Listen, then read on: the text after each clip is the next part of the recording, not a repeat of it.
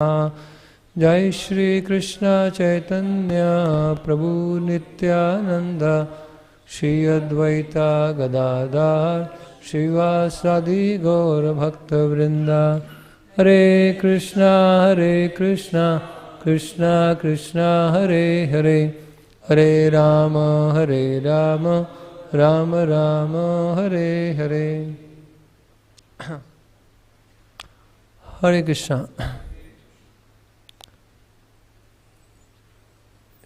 His Grace Radha Gopinath Prabhu will be joining soon. So,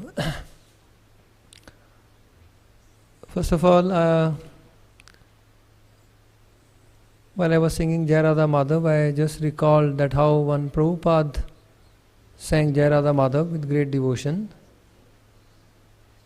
And after singing Jai Radha Madhav, he said, everything is there in this bhajan. Radha and Krishna are there in this bhajan. Nand Maharaj and Yashoda Maiya are there in this bhajan. The cows are there in this bhajan. The Gopas are there. The Gopis are there. Yamuna is there. Govardhan is there. He said the whole Vrindavan is there in this small bhajan in nutshell. And then he said, therefore we should sing this bhajan daily before Bhagavatam class. So that's how it got instituted. That's just the history behind it. So it's like, the whole Vrindavan is, you can flash while you're singing. If you just think of what you're thinking, right? Just flash all the pictures of Vrindavan. Jai Radha Madhav, Kunj Bihari, there are Kunjas of Vrindavan. Bihari means they are enjoying their pleasure sports. Gopi Jana Vallabh, so he's a giver of pleasure to the gopis. Girivaradhari, Giriraj Govardhan is there, Girivaradhari. Yashoda Nandan, Mother Yashoda is there. Brajajana Ranjan, he gives pleasure to all the residents of Vrindavan. Right? So Gopas. And Yamuna Tira, Yamuna is there. Vanachari, he's herding the cows, the forests. So the entire Vrindavan Smaran, can flash the picture of entire Vrindavan while singing this one bhajan. And so for us to remember Vrindavan daily, Prabhupada asked us to sing this bhajan. And here, when I saw this temple hall for the first time, all the wonderful paintings of Vrindavan, Hare Krishna, all the wonderful paintings of Vrindavan are here.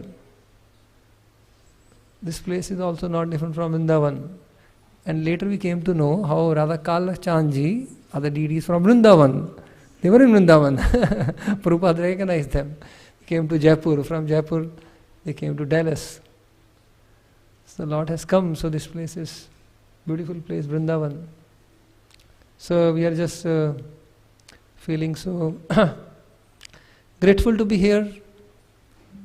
We are feeling the blessings of Radha Kalachandji, the blessings of Prabhupada, and even more than that, the blessings of His Holiness Tamal Krishna Goswami Maharaj, right? Who has actually created this Vrindavan mood over here, centered around Radha Kalachandji. So it has been a great pleasure and joy to be here in this divine abode Vrindavan. We feel very honored.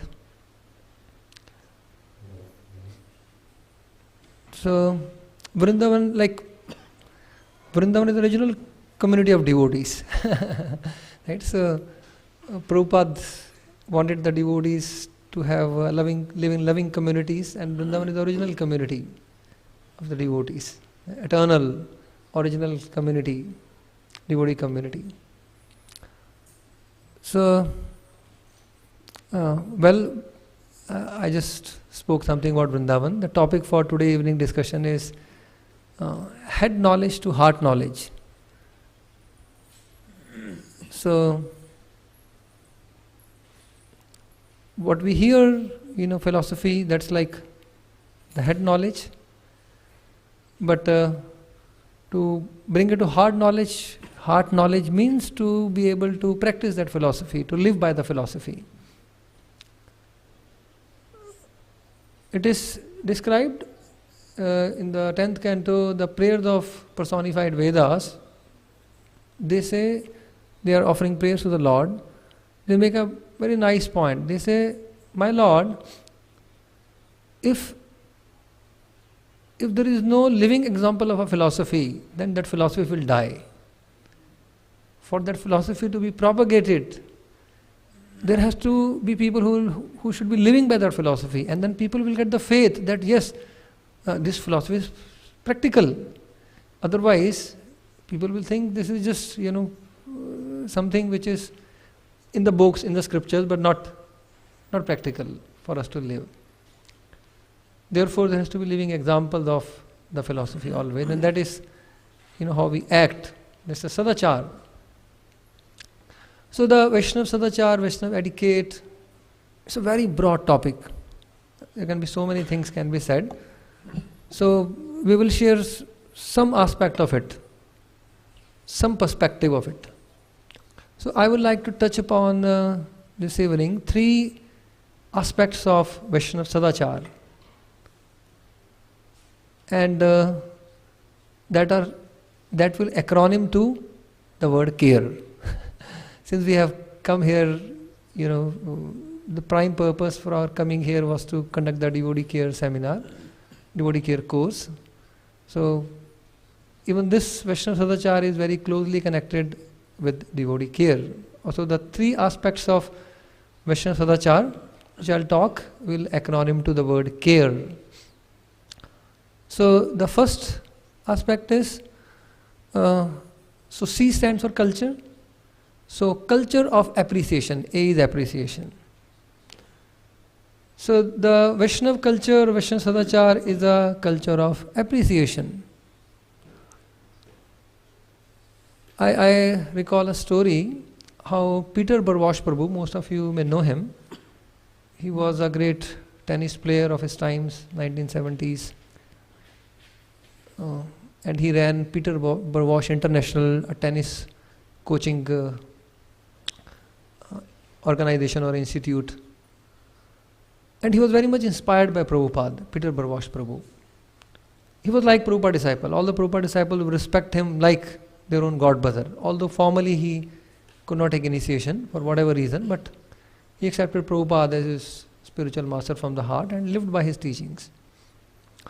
So he had come to Mumbai and he had undergone a heart surgery, and I have been serving in the kitchen, so I would cook something healthy for his heart as prescribed by the doctor, and I would take prasadam to his room in the hospital.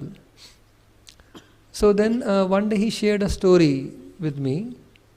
He said a maid came to clean his room, and he thanked that maid from the like the core of his heart. He said, "Oh, thank you so much. You have cleansed my room so nicely." And this maid was, working in that hospital for 35 years. She was an elderly lady. She broke down. She started crying. She said, "No one has ever thanked me. I have been cleaning this hospital, brooming, mopping. No one ever thanked me like the way you have thanked. Something like, I have made great difference to your life." So he shared that how, I saw the quality of appreciation in him so much. The way he would appreciate a small service also, a small gesture of anyone, the way he would appreciate, it would touch people's heart. So appreciation is actually the best gift you can give to anyone. It doesn't cost anything. You really want to say, I want to, give a gift. Without occasion also you can give, but if there is occasion especially, it doesn't cost anything. And it gives people so much inspiration, so much genuine appreciation, not just, trying to flatter somebody. Genuine appreciation. It gives people purpose of life and appreciation. Chaitanya Charitamrita describes what is the nature of the Lord. We are his devotees. We are supposed to follow in Krishna's footsteps, imbibe his nature. What is the nature of the Lord? Ishvara sabhava bhaktera nalaya aprad Alpa seva bahu mane atma paryan prasad. His nature is, he minimizes the faults and magnifies the good. In this world, it's just the opposite, we see. If there is some fault, people like to speak about it, put it everywhere on the social media, website. And if there is some good, that goes unnoticed. Like that. So, but the nature of the Lord is, He neglects even a serious fault on the part of His devotee. Alpa seva bahumane, small service, small good, He considers big. He considers big. So that should be the culture amongst the devotees. Not take the faults seriously. Kalo dosha nidhe rajan, everyone has some faults. Bhagavatam describes the ocean of faults. This world is the ocean of faults. Don't take faults seriously. Take the good seriously, magnify the good and minimize the fault. That should be the attitude. In fact, Lord Chaitanya says, he says, one who has a habit of just seeing the fault, that is his fault. We should consider that to be our own fault, that we just look for faults. It is the fault of our vision, first to begin with. Whether that fault is, how much that fault is actually there or not there, that's another thing. But it's also the fault of our vision. We should accept that point. So therefore, a culture of appreciation. And Prabhupada, himself exemplified that culture of appreciation. His Holiness Giriraj Swami Maharaj shares. Of course, Giriraj Swami Maharaj spends here a lot of time, so it's beautiful to recall how he shares that when his parents met Prabhupada, Maharaj appreciated his mother by saying, "Oh, Mrs. Teaton, right? Did I pronounce right? Is his surname. Oh, Mrs. Teaton, you look so young." and she, her heart melted. And she developed so much that Prabhupada's, she could feel Prabhupada's love, his loving appreciation. Her heart melted for Prabhupada.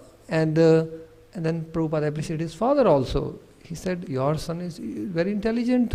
So this, you must be also similarly intelligent. He has got intelligence from you." So like that, Prabhupada gave the credit to his father also. Thus, both the parents, they felt, our son is in very, in great shelter, in safe hands. So Prabhupada had that great quality of appreciating devotees.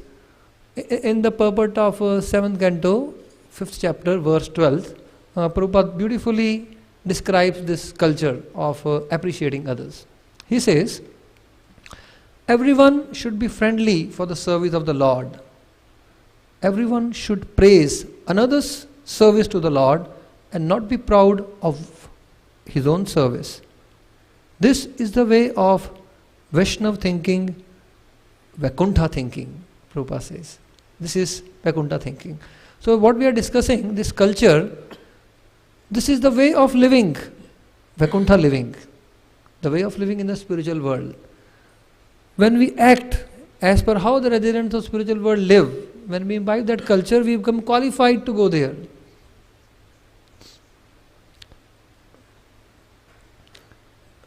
So that's about the appreciation. The second aspect of Vaishnava culture, Vaishnava Sadachar, is the culture of respect. So we are discussing three important aspects, which acronyms to care: the culture of appreciation, the culture of respect, and the third one I'll speak a little later. So culture of respect.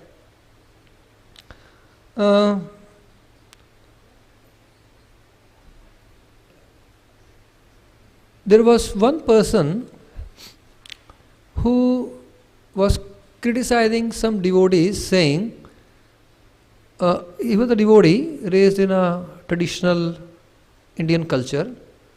So he was criticizing some group of the devotees. He said, "No, those who have not been raised in Vedic culture, they do not understand what's Vedic culture."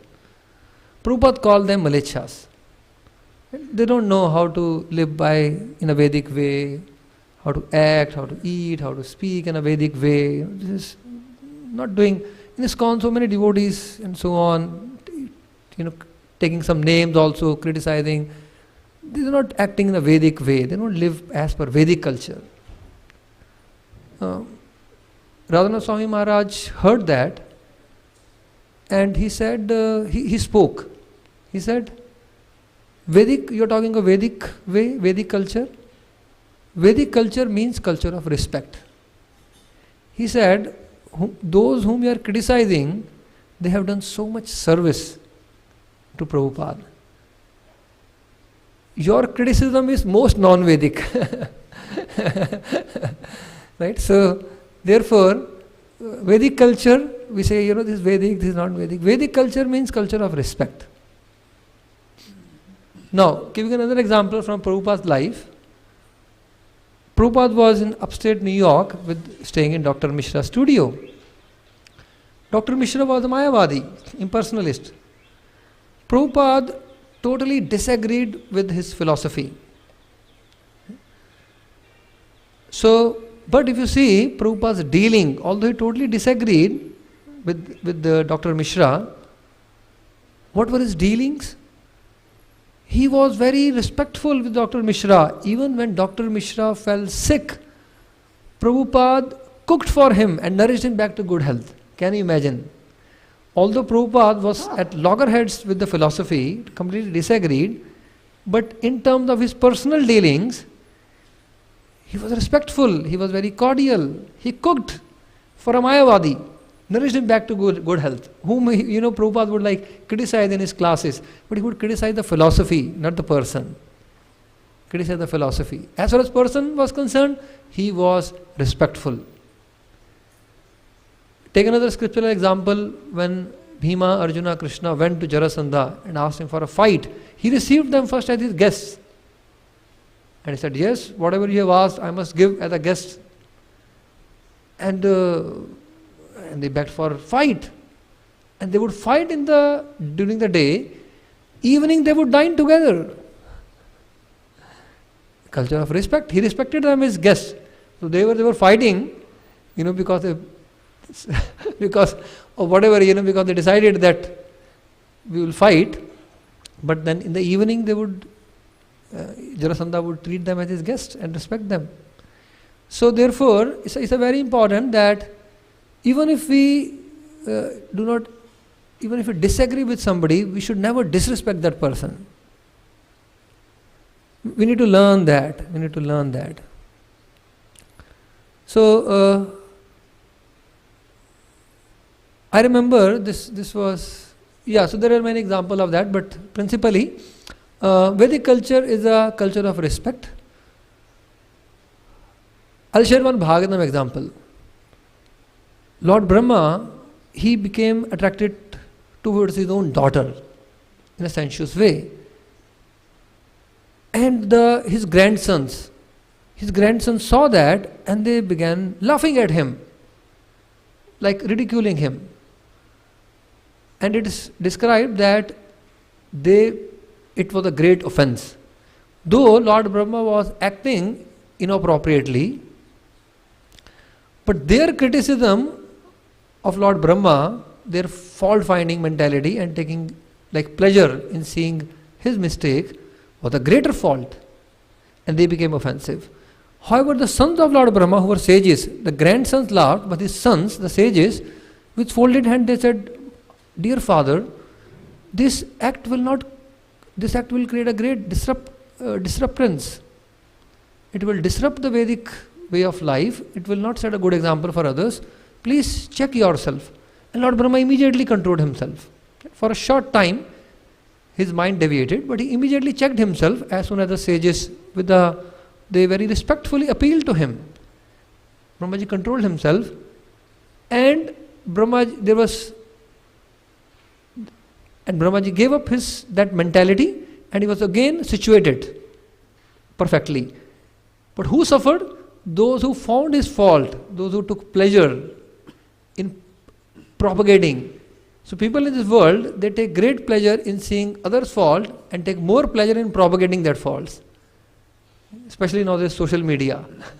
Right? They like to propagate the faults. So their mistake, their fault is much bigger than the original fault. So Chaitanya Bhagavat, Lord Chaitanya says in Chaitanya Bhagavat, "Iha te ye dosh dekhe tahara se dosh." You see fault in the devotees who are sincere devotees, like Lord Brahma is a sincere representative of Krishna. Some fault may have occurred, but you take pleasure in seeing that fault and describing that fault. That fault is much bigger. That fault is much bigger. Similarly, on the other side, we discover about appreciation. If we appreciate the good quality of others, Krishna takes that appreciation as a greater good than the good itself. As a greater good. So the appreciating others' good is a greater good. Criticizing others' fault, if it is not for any particular service, if we are not authorized to do so, we take pleasure in finding fault and speaking about that fault, it's a greater fault as per our scriptures, as per the teachings of our acharyas. So therefore, Vedic culture is a culture of appreciation, respect, and the third is culture of empathy. Culture of empathy. So what is empathy? We have heard the word sympathy, we should be sympathetic.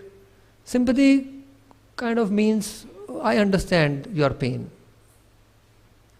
And I sympathize. But empathy means, I feel your pain and I also equally suffer. Rather, the pure devotees, they feel the pain and their suffering is even more than the suffering of living entities. Again, to give an example from Prabhupada's own life, Prabhupada was, driving. Devotee was driving Prabhupada in Chennai, and he saw that there was a big queue, people waiting for a bus at a bus stop, and they were standing under a hot sun. There were around 50 of them waiting in a queue. It was a hot sun, hot sunny day. Prabhupada just saw that, how they were suffering, and there was a tear in his eyes. He felt their pain. He felt their pain. That's empathy. There's empathy. I would like to give another example of Prabhupada's legacy being carried forward by his devotees. His Holiness Jayapataka Goswami Maharaj, he was hospitalized. This is in 2015, and he was in ICU. And there were tubes all over, coming out, going inside his body. And he heard, and his face was covered with oxygen mask. And he heard there is an earthquake in Nepal that time.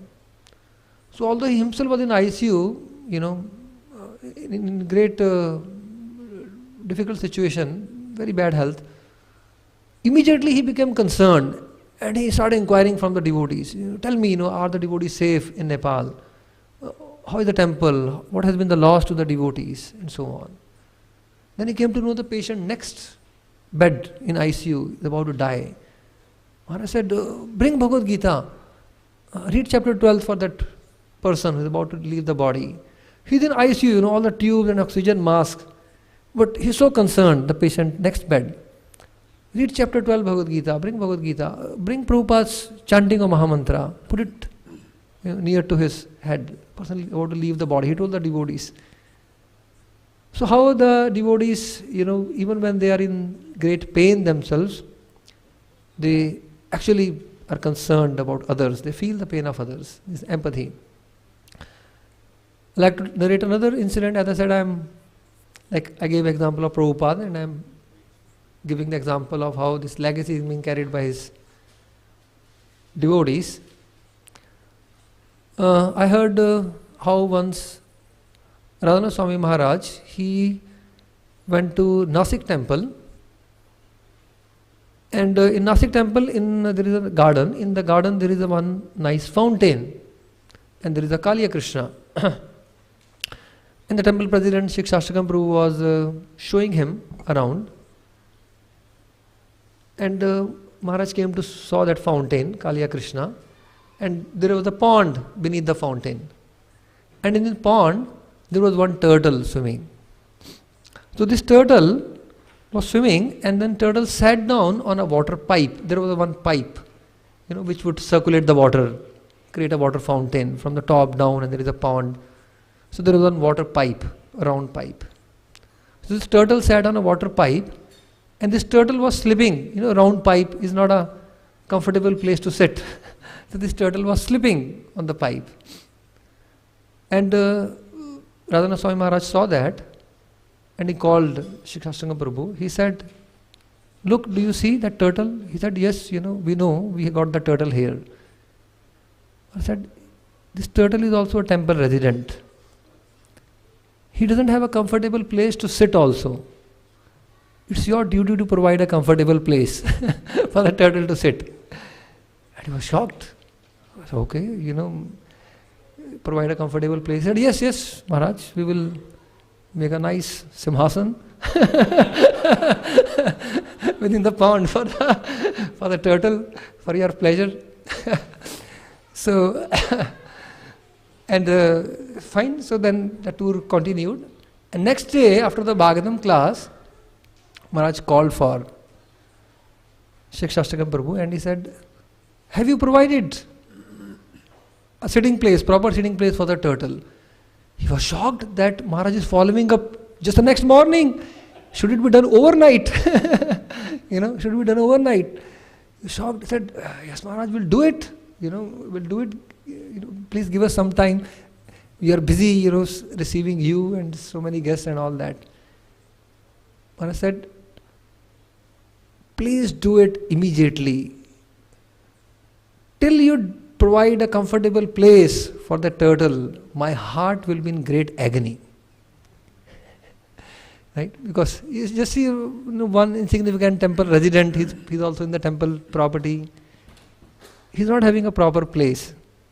So he felt his heart is in agony. So that's like empathy.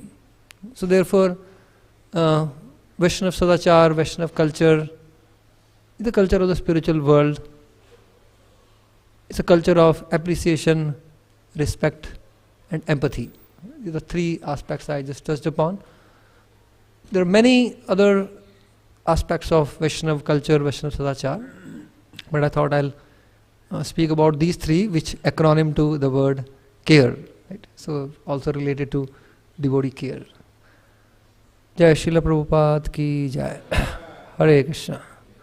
I'd like to request Radha Gopinath Prabhu to further elaborate on this aspect of Vaishnav Sadachar. Take from me.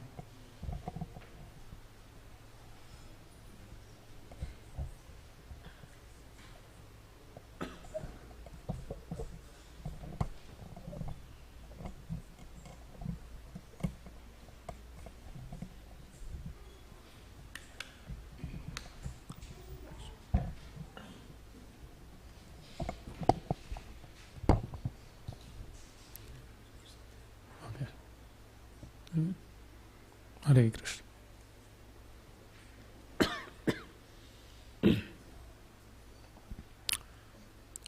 Om Ajnanathimiranthasya Jnananjana Shalakaya Chakshurunmilitam Yena Tasmai Shri Gurave Namah.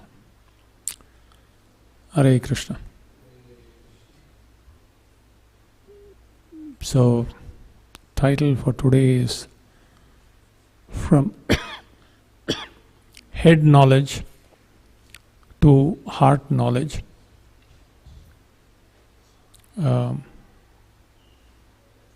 Actually, the distance is only 15 to 20 inches between the head and the heart, unless you have a neck like an ostrich or a giraffe.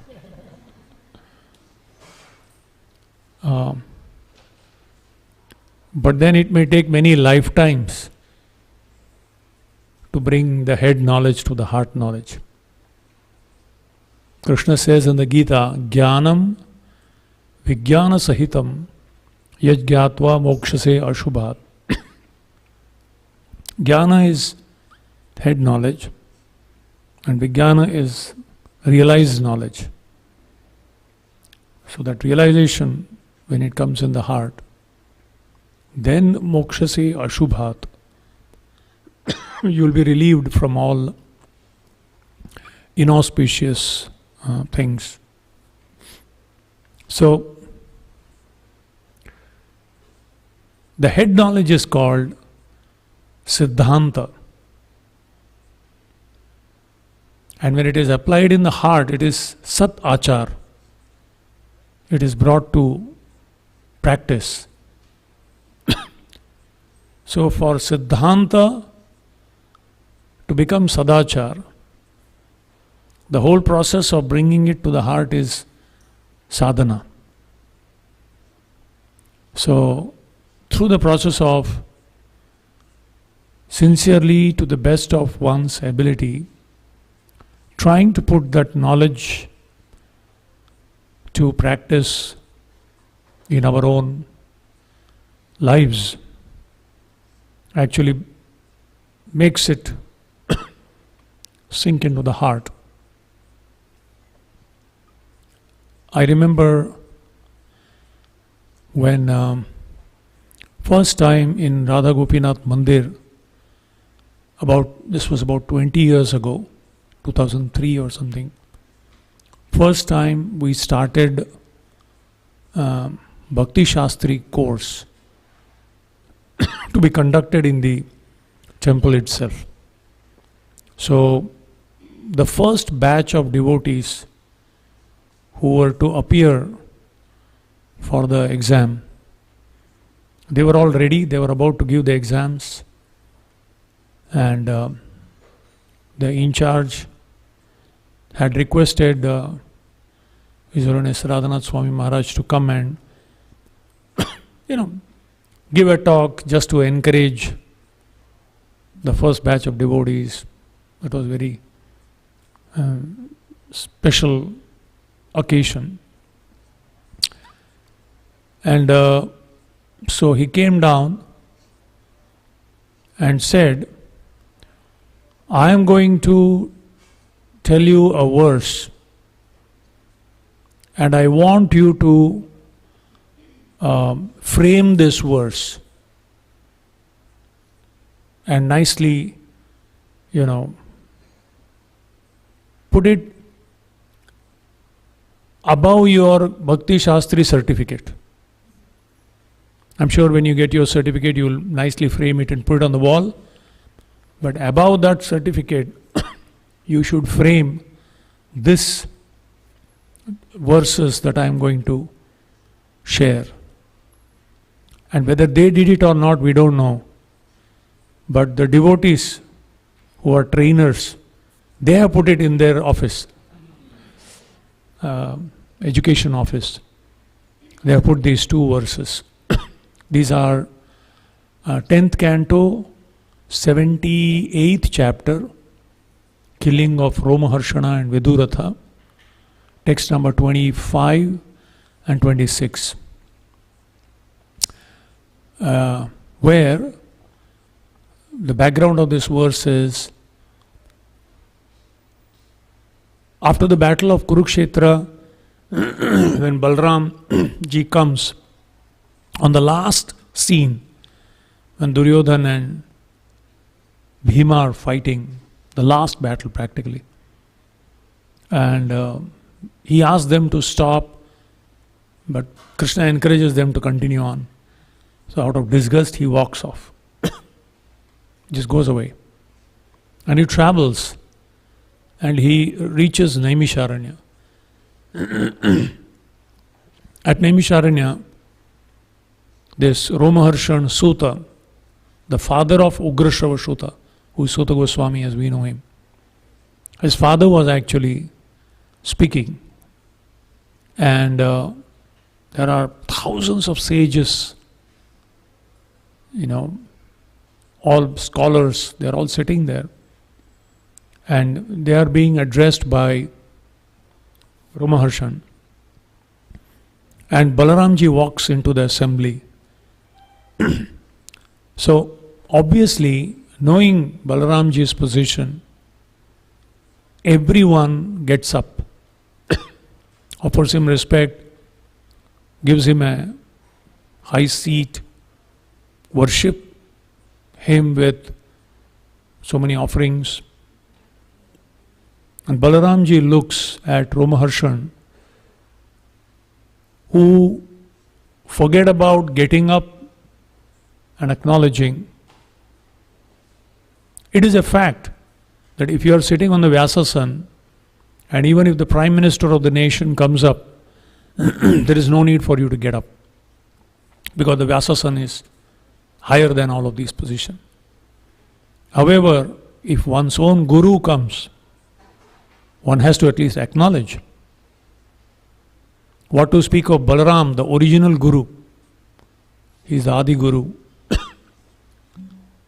But he doesn't even show any acknowledgement also, or offering any kind of sign of respect. Of course, Balaram, in his expansion as Sankarshana Karanato Yashai, Garbhodashai Chapayobdhishai.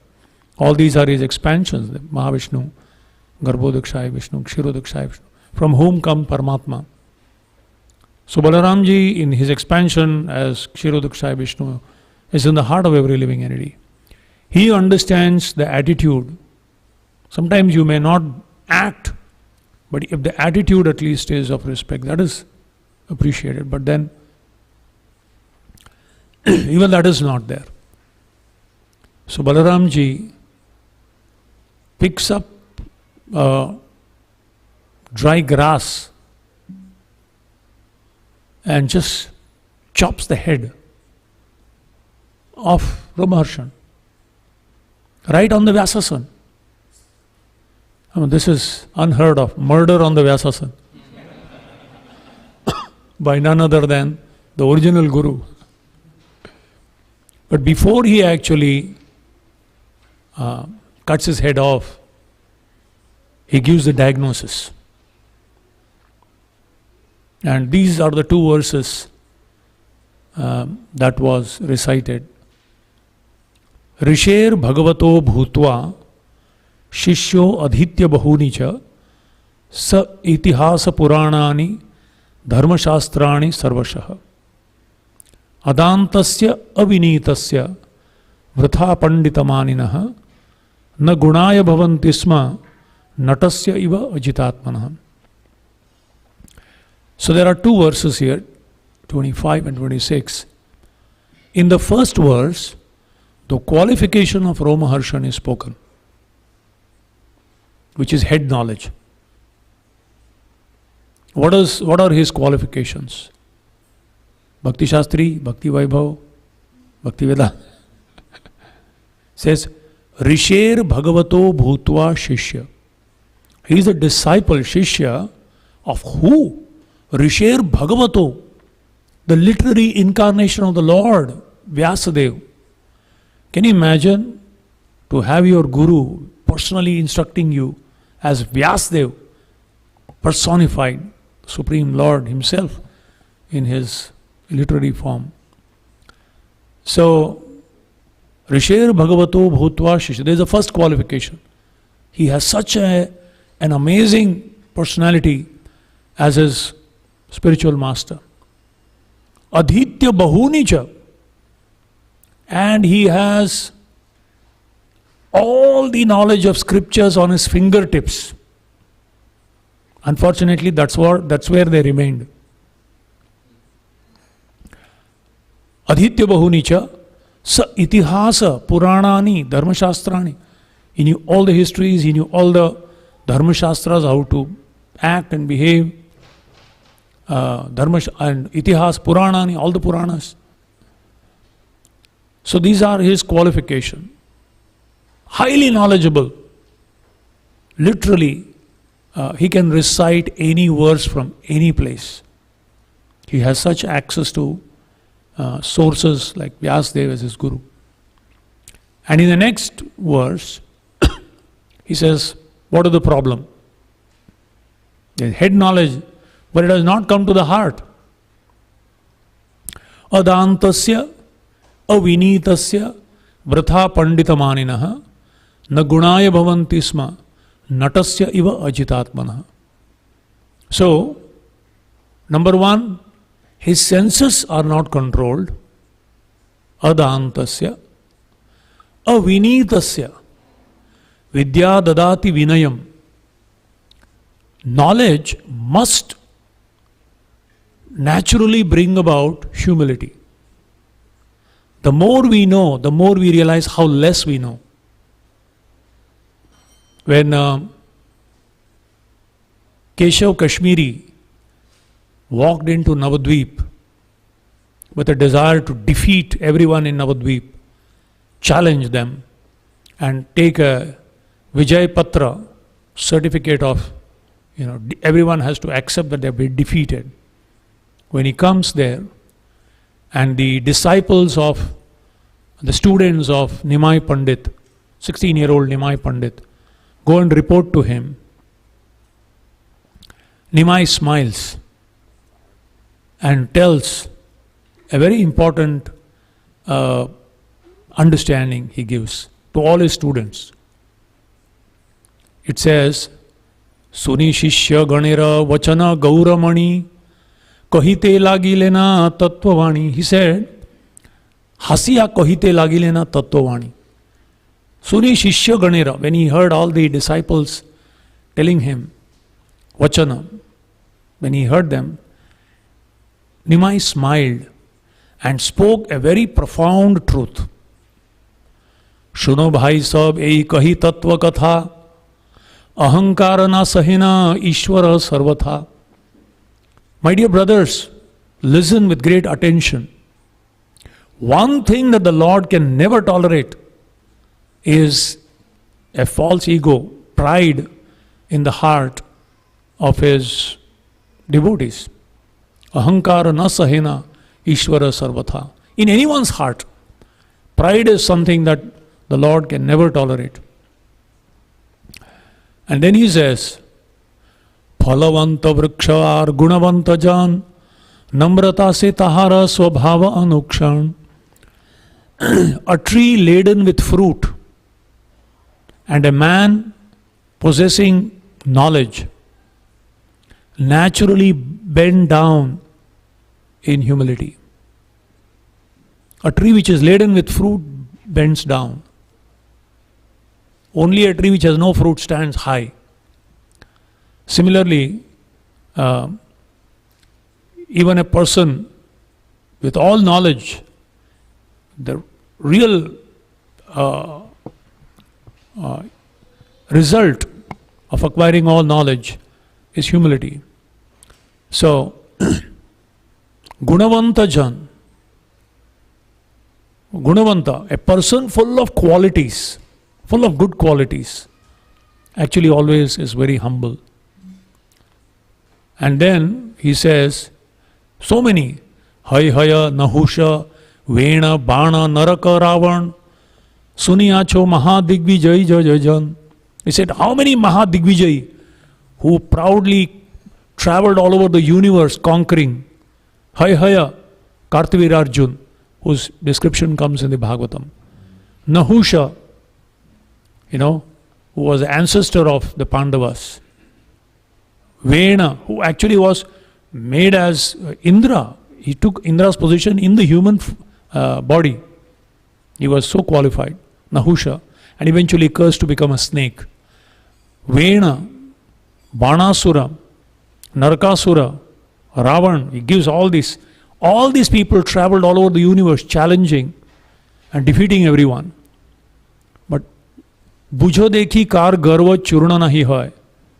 Think about it and realize how long did they survive.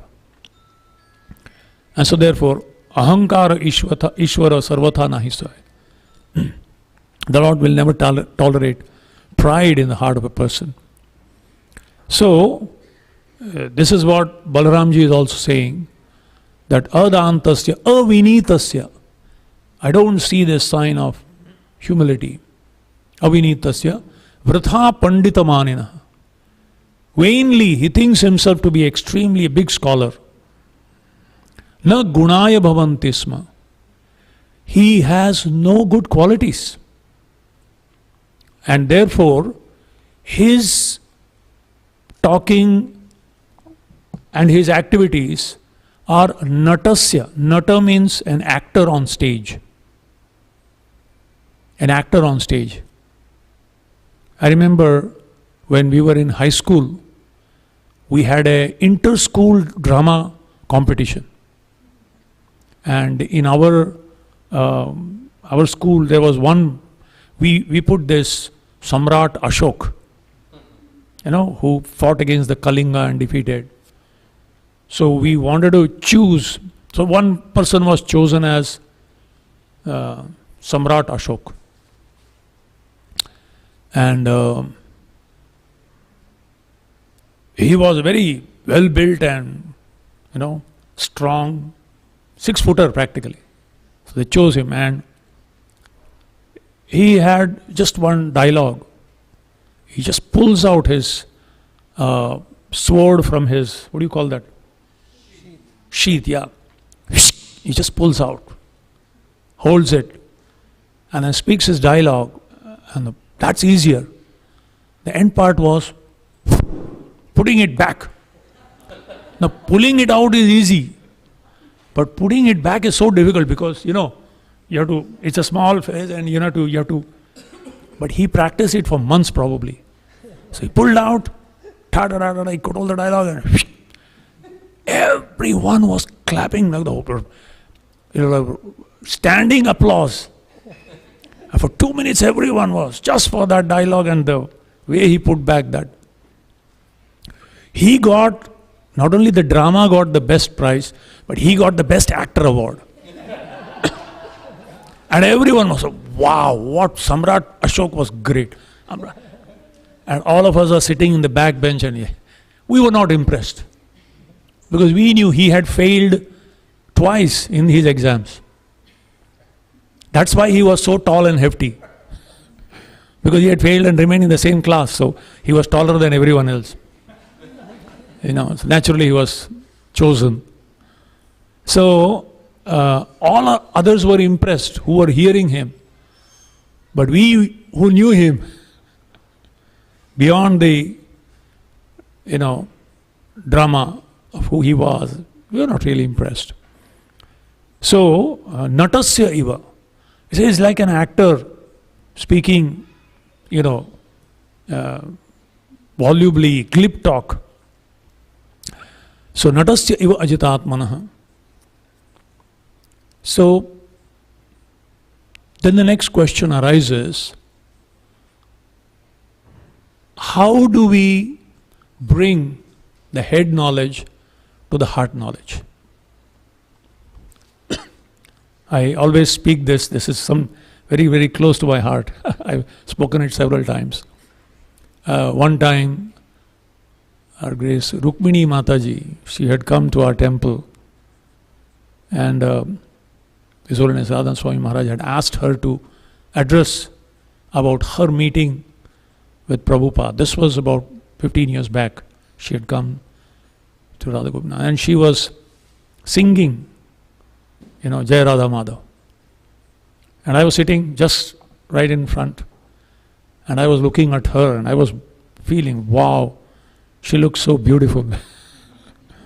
Actually, she is. And suddenly I was thinking, hey, what am I doing? I'm a brahmachari. Looking at a lady, such an exalted lady, Prabhupada disciple, and sitting on the Vyasasan, sitting in the temple hall, and I'm appreciating her beauty. Krishna, Krishna, Krishna. Then I said, no more looking. I'll just look down on the floor. And the whole thing I was just kind of hearing. And after the lecture, she began speaking about her meeting with Prabhupada. And she was explaining how in 1967, I think, she took initiation. So Prabhupada was sitting on the Vyasasan, and she came, offered her pranams, and then, kneel down in front of him and extend her hand to receive the beads and the name. And she was telling, Prabhupada looked at her straight in the eye. And he had the beads, and he looked at her and he said, "Oh, you are so beautiful." I felt so nice. I felt I am in parampara. I said, after all, I did that. And then he said, Jai Shri Shri Radha Kalachan Ji Ki Jai.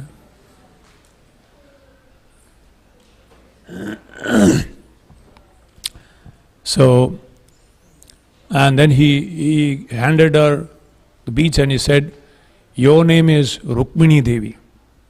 Rukmini was so beautiful that when Shishupal saw, he rolled off his elephant carrier just by looking at her. And she just kind of, with her little finger, she just, raised her curly hairs and just glanced just to see where is Krishna. And that glance was like an arrow. He just fell off. Imagine, so beautiful she was. So, I said, oh, you're so beautiful. And then he gave her the name Rukmini Devi. And then she said, Prabhupada spoke another statement which became my lifetime project. He said, oh, you're so beautiful. And after giving her the name, he said, now I want you to become beautiful from within. And she said, I have been meditating on this statement. He gave me a lifetime project. What does he mean, becoming beautiful from within? So, of course, that beauty is devotional service.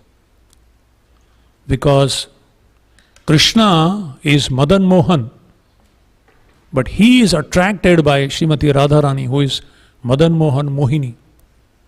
In fact, one characteristic of bhakti is Sri Krishna Karshani Chasa. Rupa Goswami explains 6 qualities of bhakti: Kleshagni, Shubhada, Moksha Laghutakrit, Sudurlabha, Sandrananda Visheshatma, Sri Krishna Karshani Chasa. Krishna is all attractive, but he is attracted by the love in the heart of his devotee. Prahlad, imagine how much. I was told by a medical professional person that if you want to know what is the size of your heart, make your fist like this. Put your hand, thumb inside and make a fist. This is the size of your heart. Everyone's. If you are a big man, then fat person, then obviously their fist will be big. So imagine a 5-year-old boy, his fist. In that heart, there is so much love that it attracted Narsingadev to break the pillar and come out from Vaikuntha. That's the power of bhakti. That's the beauty of bhakti, that even Krishna becomes attracted to that devotion. In our 8th standard, again, we had Sanskrit shlokas for memorization called Subhashitas. Subhashita means moral instructions. So there is a verse, Narasya Abharanam Rupam. Narasya, for a human being, when we see another human being, what is most attractive is the face. The face is the most attractive part of a human being. So Narasya Abharanam Rupam. Rupasya Abharanam, Abharanam means ornament. The ornament of any person is the face. Rupasya Abharanam Gunaha. And the ornament of beauty, physical beauty, are the qualities, good qualities. It is described in Ramayana that Maharaj Dasharath, even though he had so many wives, headed by 3 prominent ones, he was attracted most to Kaikeyi, because Kaikeyi was extremely beautiful. But the day she associated with Manthara, her nursemaid, And listening to her became so hard-hearted and cruel, insensitive, that she actually asked Ram and banished him to the forest for 14 years. It is described that residents of Ayodhya, even if they looked at her, they would just turn their face away and go and take bath in some river. He said, we have been contaminated by looking at the face of this lady. Nowhere does it say that she became ugly. That's the same beauty, but because good qualities were just evaporated in the association of Manthara-like person, nobody was attracted by that beauty anymore.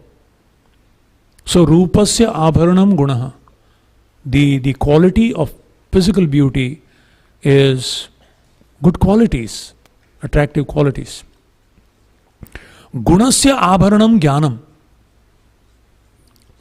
the ornament of qualities, good qualities, is if that quality is founded on knowledge.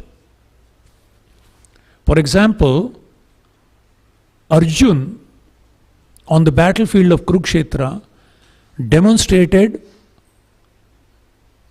compassion for the enemies. Kripaya paraya vishto vishidan nidababravit.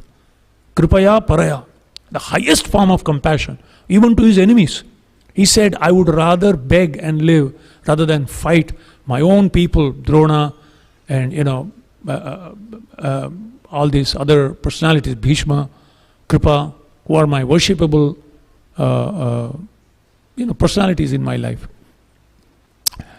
But Krishna calls it impotence. What nonsense! Klaibyam masbagama partha. What is this compassion? Imagine a police catches a thief and suddenly, no, I am very much feeling compassionate, I'll let you go. No. So he's failing in his duty. I said, you're a warrior, you're standing about enemy who's on the wrong side, and therefore you're supposed to shoot arrows and kill, and now you're showing, no, what is this nonsense? So it should be based on solid knowledge. Yes, compassion is a wonderful quality, but when it is shown to a wrong person in a wrong place, in a wrong time, then that is called as hridaya daurbalyam. It is a weakness of the heart and not compassion. So, gunasya abharanam jnanam. And then it says, the last part of the verse says, jnanasya abharanam kshama. Tolerance, forgiveness, which comes out of devotional service. Just like Lord Chaitanya in Chaitanya Charitamrita giving instructions to Sanatana Goswami speaks about the cruel, hard-hearted hunter Mrigari. Mrigari, as the name indicates, was a very cruel looking. His eyes were red like a hot charcoal. Angry looking person carrying a bow and arrow, and he had the speciality of killing the animals half. Do not kill them full. Just kill them half and leave them till they bleed and twist and turn and suffer with pain till death. You'll just kind of watch them. That was his pleasure. And it is described when he met Narada incidentally. He happened to meet Narada, and in the association of Naradji, he underwent such an amazing transformation that in a short time, on the instruction of Narada, he broke his bow and arrow, completely having trust and faith in the word of Narada that don't worry, if you're doing it just for your maintenance, I will provide you maintenance. What should you do? You break the bow. And you just chant the holy name, sit in front of a tulasi, and you just chant. And I will take care of your necessities. And it is described Sometime later, Naradji happened to come along with his friend, another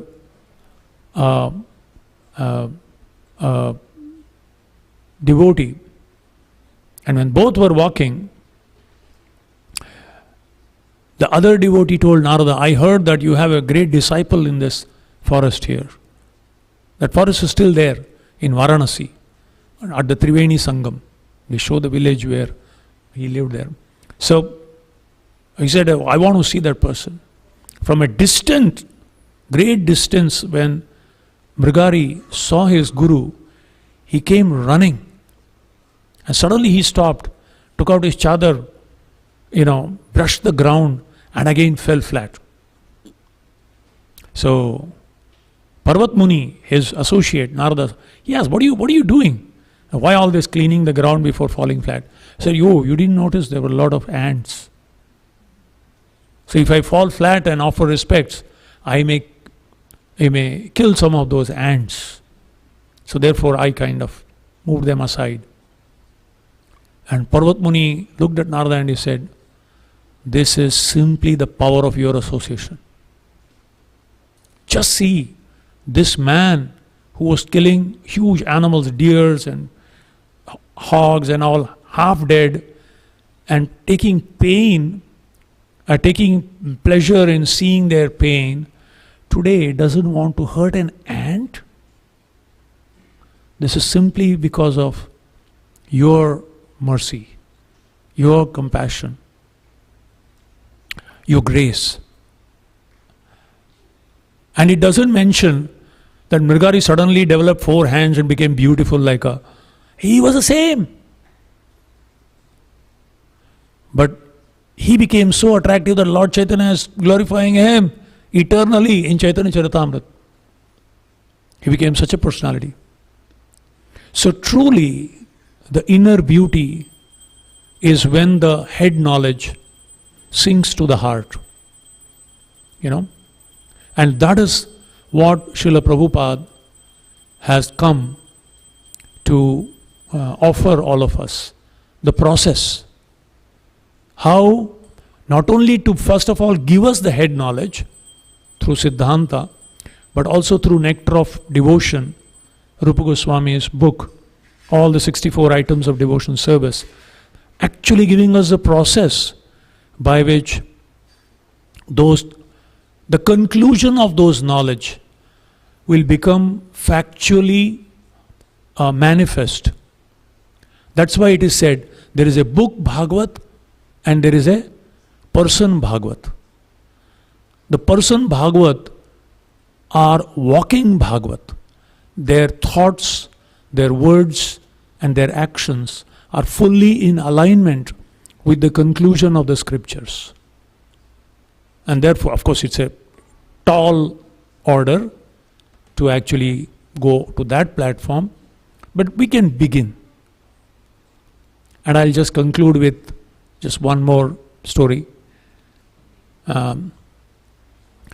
Just one day before the battle of Kurukshetra was about to begin, tomorrow the battle of Kurukshetra is about to happen, and in Hastinapur, Dhritarashtra, the blind father, the king of the Kauravas, is sitting, calls his, in the middle of the night, he's not able to sleep, and he's rolling. And then he gets up and he calls Sanjay, his secretary. And he said, Sanjay, please come. The Sanjay comes. He says, please, Sanjay, please tell me what will be the result of this war. So Sanjay says, my dear Lord, I will speak, but do you feel you can take it? He said, yes, tell me. He said, no, you have to call one more person. You have to call one more witness before I speak. Because he was scared. Dhritarashtra had such power and he was so influenced by envy, etc., that he could destroy any person if he hears the truth, the bitter truth. And eventually Sanjay says, he said, my dear brother, my dear master, every one of your sons, no one will return even to perform your last rites. This is the result. And it's all because of you. You who have constantly kind of, prodded them from the beginning, encouraged them, their activities. And you did not listen to your brother Vidura. Then Dhritarashtra asks, because Sanjaya is also a disciple of Vyasadeva. Dhritarashtra is not only the disciple but also the son of Vyasadeva through Ambika.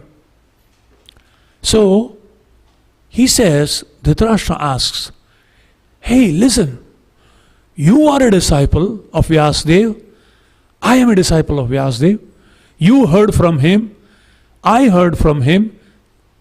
It's like saying we were both in the same class, same batch, same bench, and we passed out with flying colors, both have Bhakti Shastri certificate. We did Bhakti Vaibhav together. We have both the certificates attached and put on the wall. How is it that you are able to see clear as the sun and I am not able to understand and see this? So Sanjaya says, my dear master, let me tell you, your heart is like a pot with 100 holes in it. So therefore, even though you hear so much wisdom coming from so many people, your own wife, Krishna, Vidura, Maitreya, so many people have been constantly giving you good advice, giving you wisdom of the scriptures. You hear them, you know them, you have memorized them, you can repeat it. But because your heart has holes in it, it doesn't stay there. And what is that hole? Your envy towards such exalted devotees, pure-hearted, simple, pure devotees like the Pandavas. What have they done for you? How have they hurt you? Your attachment, your blind attachment to your son, and your envy, causeless envy for the pure-hearted Pandavas. This is the reason you see, but you can't see. You know everything, but you don't understand everything. There is no impact in your heart. So two things. Not only should we practice the sadhana, but very carefully avoid any of these unwanted things that come in our heart. Carefully, so that whatever we hear remains in our heart, jnanam vijnana sahitam. Because when we practice what we have heard, just like I'm not the body, I'm the soul. Okay, what am I doing for the soul? If the body is fed regularly, the body becomes strong and resistant to all diseases. Similarly, the soul's food is the holy name of the Lord. There is sadhana, there is a process.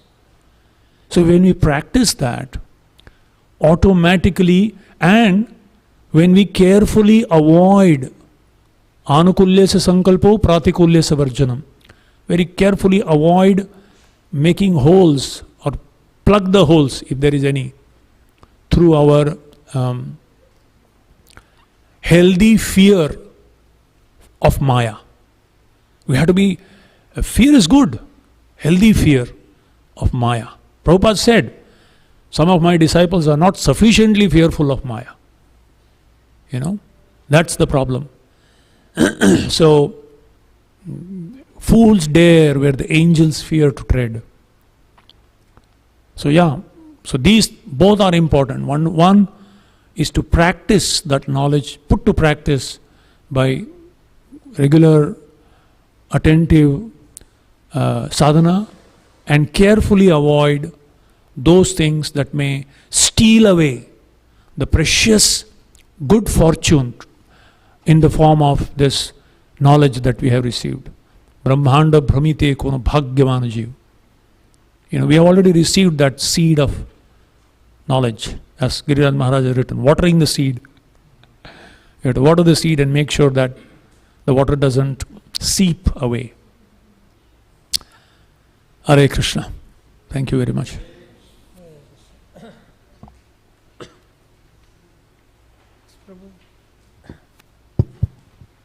there are any questions, any clarifications, comments, welcome. Hare Krishna, Prabhuji. Hare Krishna. Thank you, Prabhuji. Thank you, Prabhuji. One question, Prabhuji. Because we were talking about the knowledge sinking in and also about criticism. Having heard the philosophy so many times, perhaps sometimes I may not criticize, which is heard. But the heart is still doing that very vehemently at times. How to deal with it? Because that has two impacts. Firstly, whatever I'm sowing, I'm sowing. On top of that, the afterthought is a guilt.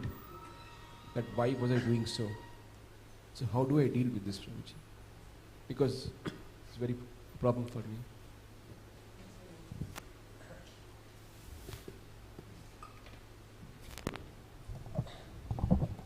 Hare Krishna.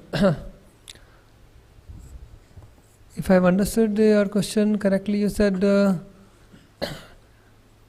even though we may not speak of someone's criticism, but the heart, is filled with, when we see some fault, the heart is filled with negativity, right? And that impacts our spiritual life. How to deal with it?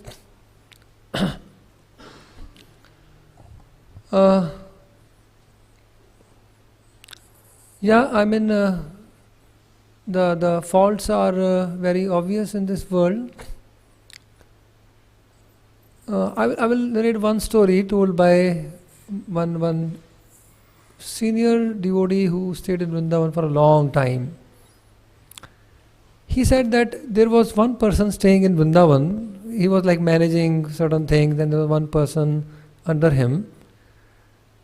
And whatever rule they would make, he would break. As if he was there to just, they would make a new rule. Don't leave your shoes over here. They would put a notice and he would just put it over there, to kind of. So, as if to tell that whatever rule you make, he would just break, whether purposefully or whatever, And they kind of shoo him out and heavily criticize him and so on and so forth. And they thought, he's not a devotee also. This person is not a devotee.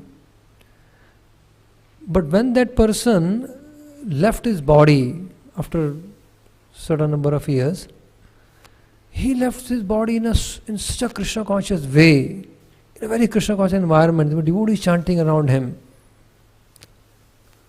So the person who felt, such tremendous, had such tremendous criticism for this person who would break all the rules, he realized that, all those faults were removed in due course of time, superficial faults, and his Krishna consciousness flourished. And he said, I was so apologetic, I considered him like a villain, but probably I will not have the good fortune of leaving a body in such a Krishna conscious way as that person has left. So therefore, we should understand that the faults in this world are superficial. Krishna consciousness is the real thing. Prabhupada had that vision, he would see any article someone has written out of envy. Prabhupada would say, oh, but at least he has written Krishna so many times. This name will benefit people eventually. And the other negativity will just go away in due course of time. That was Prabhupada's vision, and even Srila Bhaktivedanta Saraswati Thakur's vision. So therefore, faults should not be taken seriously. If anyone is coming to temple, has some faith in devotional service, chanting the Lord's name, right? Honors prasadam, that person is glorious in so many ways. So we should see that as superficial. So that is one important understanding we should remind ourselves again and again. Regarding overcoming, whether it's a fault-finding tendency or any other anartha within the heart, Krishnadas Kaviraj Goswami, he suggests threefold ways by which we can overcome the three modes of material nature and everything imposed by the threefold of material nature. So he suggests threefold ways by saying, Sadhu Sangha Nama Kirtan Bhagava Shravan. No, not this is the verse. Sadhu Sangha Krishna Kripa Bhakti Rasa Bhav Eitine Sab Chadai Kare Krishna Bhav. So if we just put a small effort in this threefold mercy, which is association of devotees. Association means to accept, to hear. Right? So we go to the association of devotees, in the association we hear, accept the inspiration, accept guidance from them, accept correction, accept opportunity to serve. That's how Bhaktisiddhanta Thakur would define association. He would say, association means to accept. Unless you accept, you are just mingling with them but not associating. So in association means we accept inspiration, guidance, correction, opportunity to serve, so on. So if we do that, the association, we can overcome many shortcomings. If we take the association correctly, in the right mood. So that is Sadhu Sang and Krishna Kripa, the mercy of the Lord. Heartfelt prayers before the Lord. Today Nityanand Prabhu met us and he said, Radha Kalachand ji, whatever you pray from a heart, they will fulfill your, heartfelt wish for sure. So Krishna Kripa, we should honestly pray, from the heart that I want to overcome this. Please help me. Krishna Kripa and Bhakti Rasa Bhav.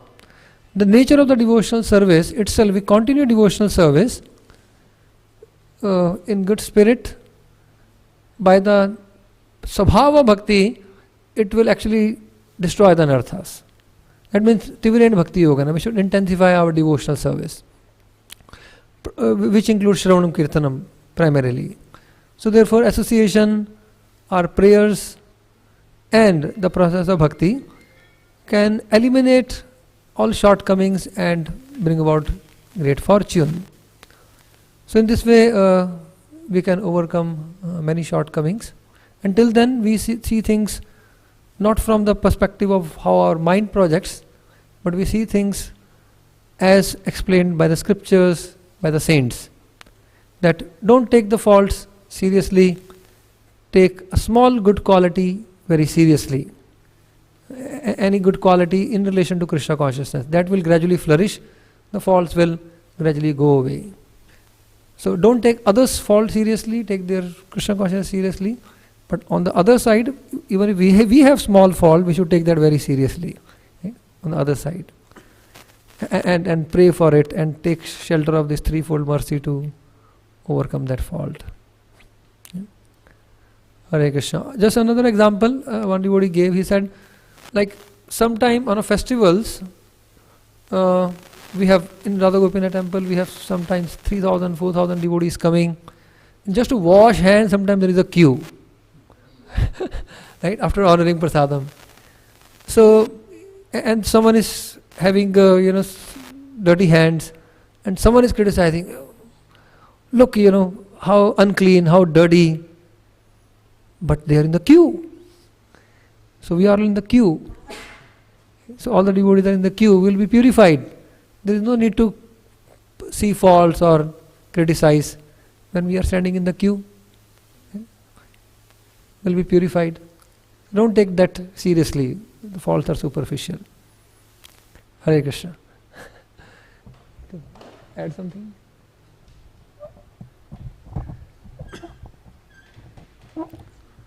Hare Krishna. Was your question the tendency to criticize after seeing the faults? Or is it?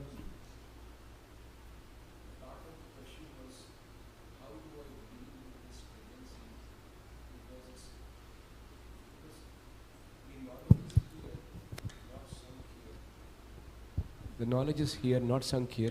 So later there is a guilt because the knowledge is there, this is not correct. But the tendency is still there. If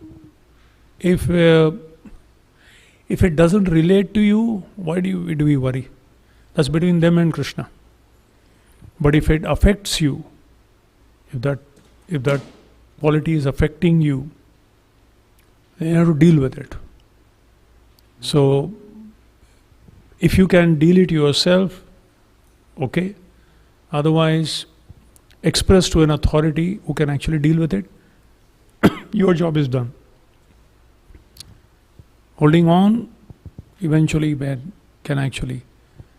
What if it is not a devotee, Prabhuji? What if it is? What if it is not a devotee? Whatever it is, the point is, if it's not affecting you, why do we want to deal with it? Okay, we learn something what not to do. But if it is affecting you, you'll have to deal with it. Do the needful rather than carrying it. Just do the needful and get away with it, rather than holding it. That's how I would kind of deal with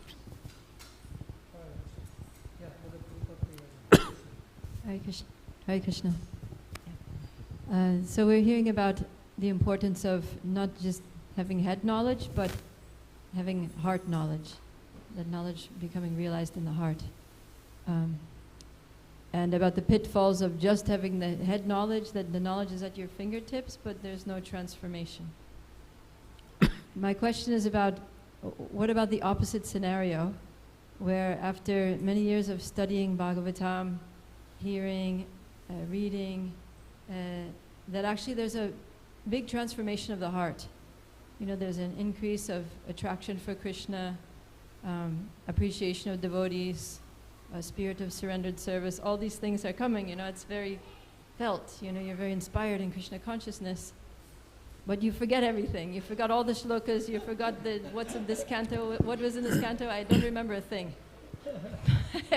So, what to do?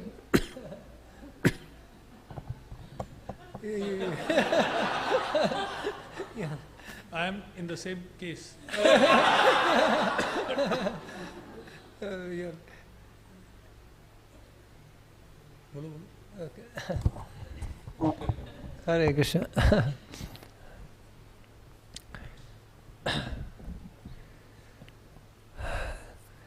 Hare Krishna. So,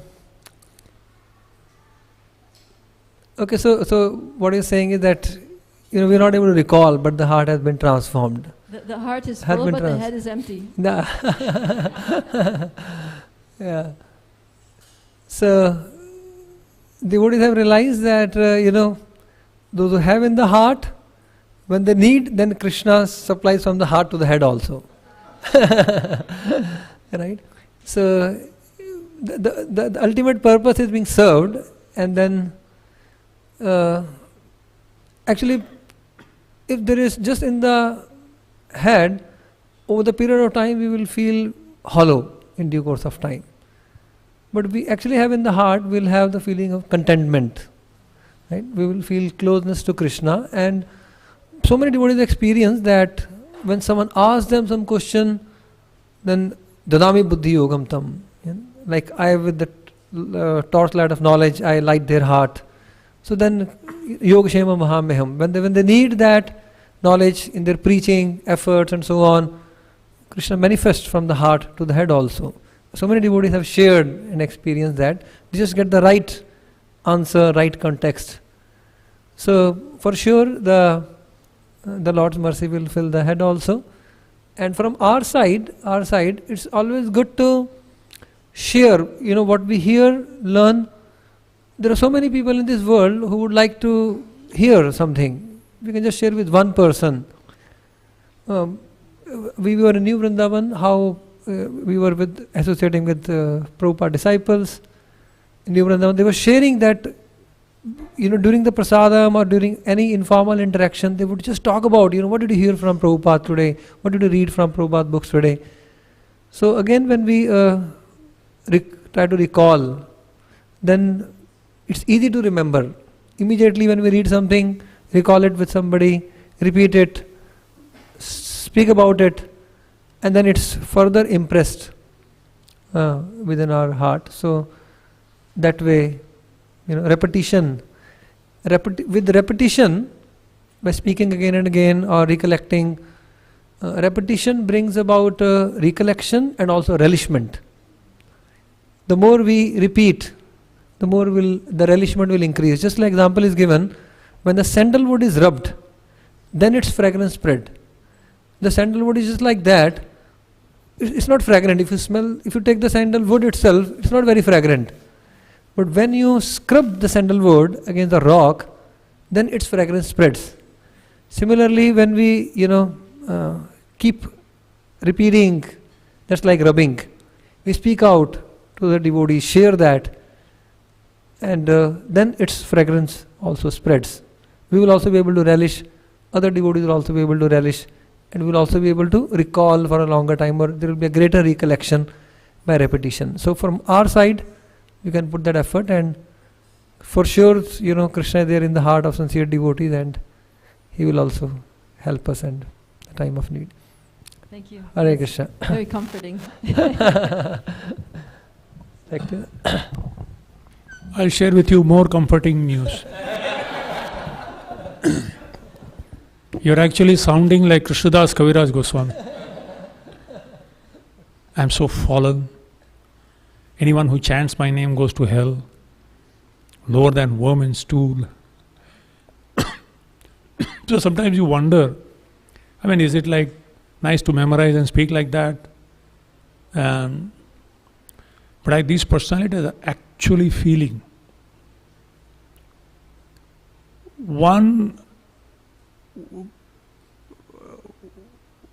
This is a proof that all the head knowledge is practically becoming heart knowledge. That actually a devotee starts feeling, I know nothing. Compared to, the more you know, the more you realize how less you know. There is so much.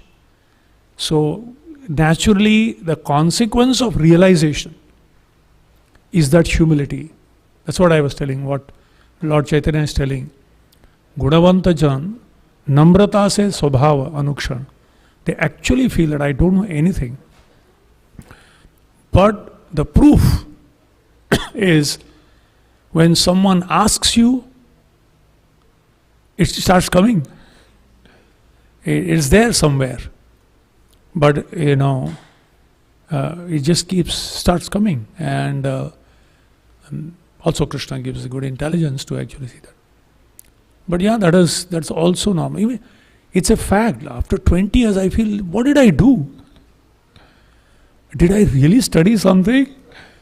I wish, and every time I hear somebody speaking, I wish I could have done the same thing. So that's also a part of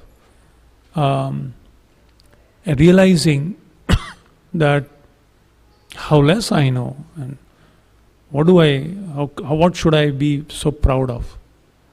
Truly speaking, less. But we are grateful for the opportunity to share whatever we know with others. That's all. I think that's something how I see.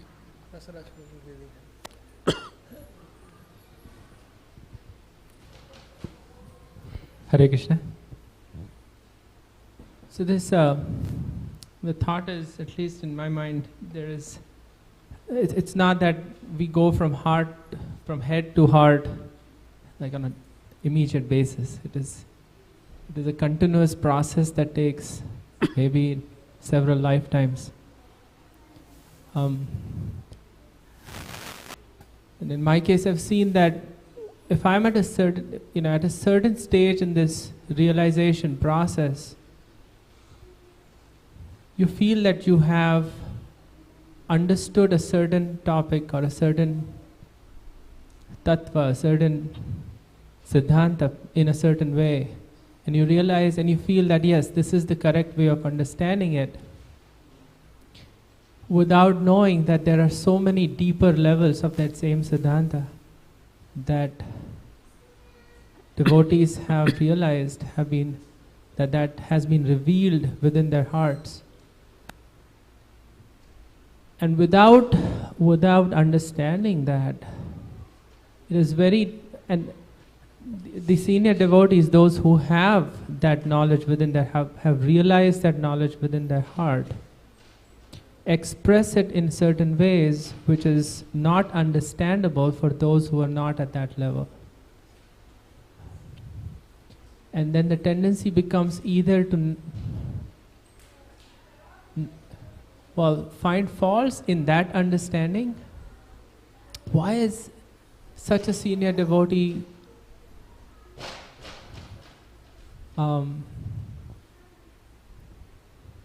not understanding that the Siddhanta is like this? Why is he watching television? Why is he eating ice cream? They're going to twist, and at this level of what, at least in this pure devotee syndrome, in the sense that at the very beginning and, in this Kanishta stage, it's in the head, but we think it's in the heart. And there's maybe a little bit of that in the heart, but it's not complete. So, as a society, as a society of devotees, how do we reconcile with this understanding? There are several devotees, and those devotees who are maybe not at that level of realization may take very senior managerial positions, and then create difficulties for those who have really imbibed within their hearts, as Prabhupada Priyamataji was saying, the culture of Krishna consciousness. How does one transition? How does one understand? Jai Shri Radha Krishna.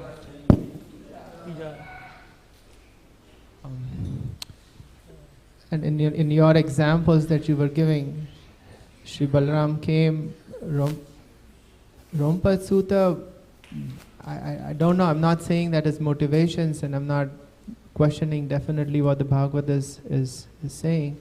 We just don't know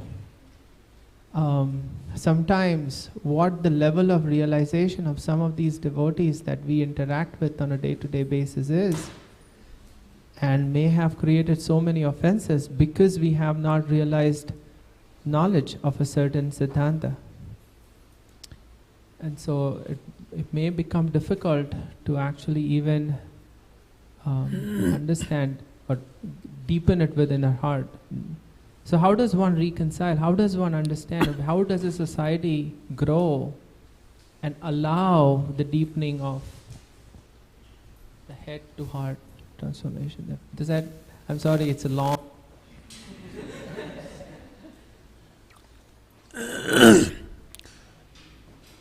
Basically, one has to go from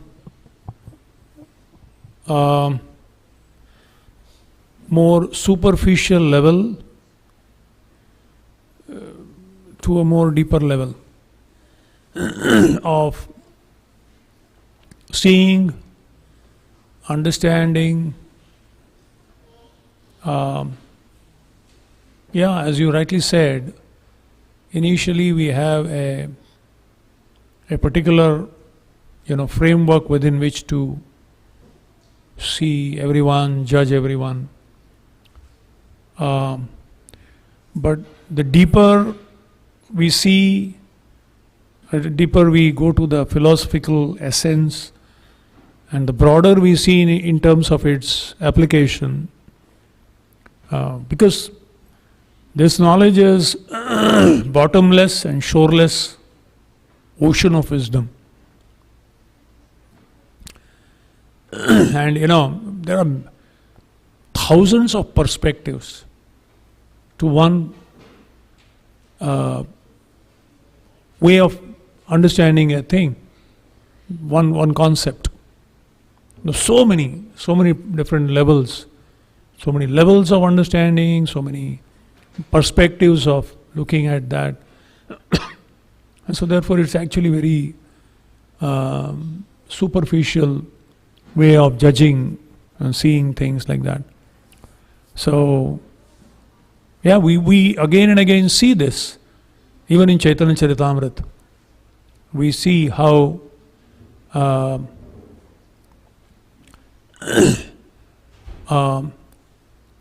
Gadadhar Pandit judged Pundarik Vidyanidhi. You know, what is this person? You know, smoking hookah and putting nice oil and looking in the mirror every few minutes. Been doing chamara, and Lord Chaitanya said, go and associate with him. Or Pradyumna Mishra meeting Ramanand Rai. You know, why are these instances so much given in the... Or Pundarik Vidyanidhi judging the Jagannath devotees later. What is this? People putting starched clothes to the Lord. And he was chastised. So these beautiful pastimes are given just to help us understand that if really you want to judge people, I mean, that nature to judge, fully direct it to yourself. You know? So, judge not that ye be judged. So that's the idea. So that's between them and Krishna. Who are we to? Why are we playing around and risking our spiritual lives? Better, you know. That's time will reveal. You know, Krishna is perfect. Purnamada Purnamidam. He will do the needful. Who are we to? Unless we are in a position of authority to do something, we will do the needful. If you are not, why unnecessarily? Why waste time, energy in these kind of things? This shows that we have no other business to do. You know, something proper to do. Better keep ourselves busy than amongst these, who is more advanced? How does it make a difference to you?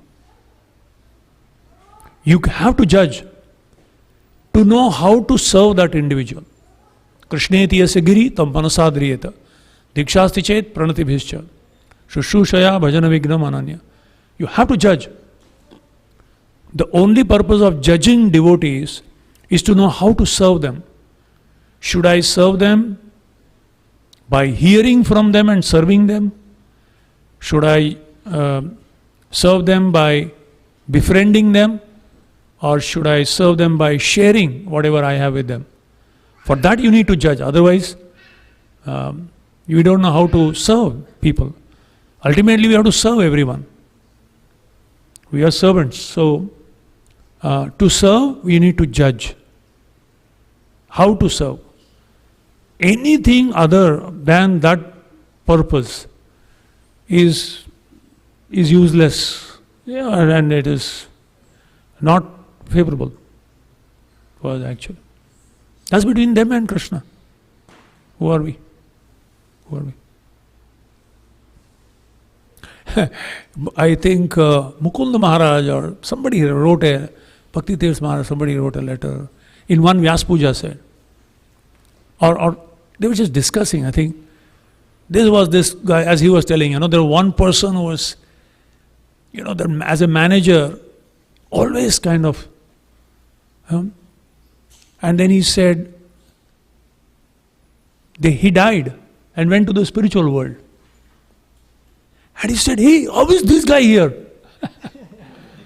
This guy, he would never do any service. Whatever I told him, he would ask, how is he here? And the other said, he must be thinking the same about you.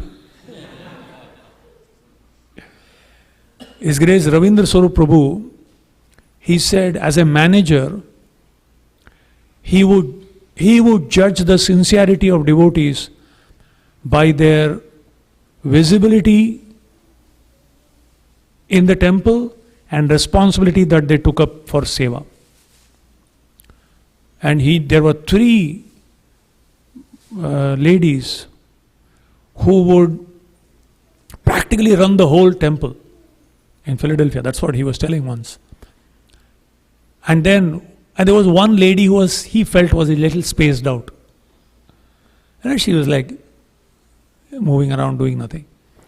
And later, somehow one time, it so happened that all these three fell sick simultaneously. Very sick. And the whole temple services collapsed because, they were like the pillars, literally. And at that time, this lady, whom he thought was a very spaced out, who was doing all kinds of alternative medicine, she would study that. It was she who served all the other three and, brought them back to action by visiting their homes and taking care of them. So he said, from that day I stopped judging people externally by my own certain criterias. If this is there, this person is sincere, this person is very dedicated and committed. We don't know each individual situation. Krishna sees the heart. He says, man sees the lips, but God sees the heart. Man sees the effort, but man sees the result, but God sees the effort. So, whether it is Hanuman throwing big boulders and mountain tips, or it's a squirrel trying to, push some grains. In the eyes of Lord Ram, both are doing the same thing. Who are we to judge? We just appreciate whatever everyone is doing, There was an article by Ravindra Swarup Prabhu from Kanishta to Madhyamadhikari Society. And from there I give a whole kind of presentation. A, B, C, D, E, F, 6 qualities. Is genuinely appreciating, being conscious of others' needs and emotions, good communication, and appreciating the differences brought about by, variety of people, Each one is unique, each one has an amazing skill. And self-examination. And resolving conflicts quickly, fast. Like that. So this is the sign of a deep, close-knit community where all these 6 things are being practiced regularly. These are known, everyone knows them, but we need to consciously, regularly practice it. That is a Madhyamadhikari. Because Kanishthadhikari only thinks me and the deities, but Madhyamadhikari is connecting with the devotees. So deeper relationships come about through working on these relationships. We have to put an effort at building that relationship. Just like any businessman puts his effort to gain profit. Hare Krishna. I think we'll stop here, end here. Srila Prabhupada ki jai, Shri Radha Kalachand ji ki jai, Nitai Gaur Premanandi. Grace Radha Gopinath Prabhu ki jai, Grace Damodar Prabhu ki jai.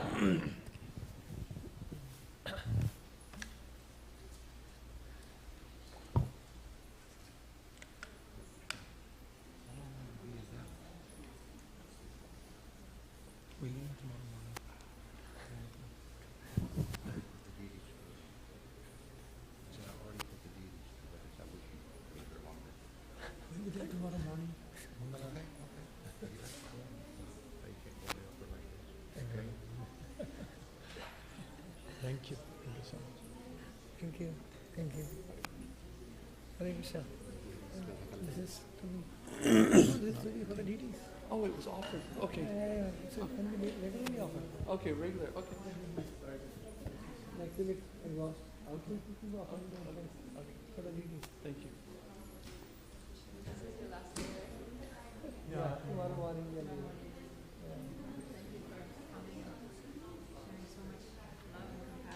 This is Mahaprasad.